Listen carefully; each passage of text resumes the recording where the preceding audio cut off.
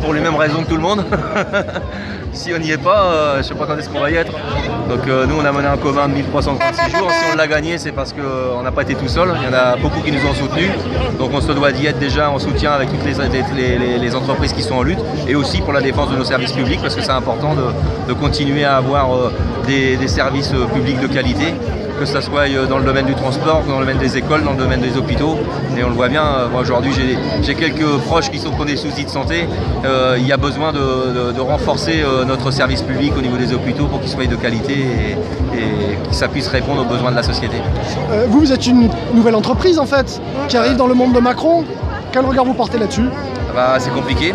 Nous, là, on a coutume de dire que avec la lutte des Fralib, on aurait bien aimé faire tomber le système capitaliste, mais ça a échappé à personne que c'est pas le cas. Voilà, donc du coup, on a mené le combat primaire, on l'a gagné. Celui-là, il est acquis. Pour autant, on a créé notre coopérative avec nos valeurs à nous. Mais on navigue dans ce monde-là et c'est pas simple. Et on s'en rend compte tous les jours. On le voit bien, notamment par exemple au niveau des banques, et même y compris au niveau des banques qui sont censément coopératifs, comme le crédit coopératif. Aujourd'hui, quand on est arrivé en 2014, où on est sorti du conflit et qu'on est arrivé avec entre ce qu'on a tiré du nucléaire et ce qu'on a obtenu qu'on a mis au capital pour créer la SCOP, on est arrivé avec 3 millions d'euros. Voilà, on nous a accueillis à bras ouverts et en une demi-heure le compte était ouvert, il n'y avait pas eu de problème.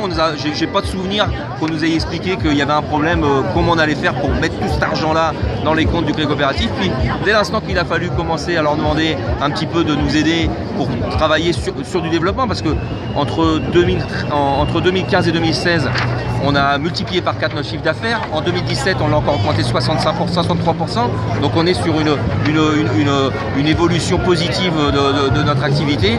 Et quand on leur demande d'être à nos côtés pour soutenir, abonné absent, il n'y a plus personne.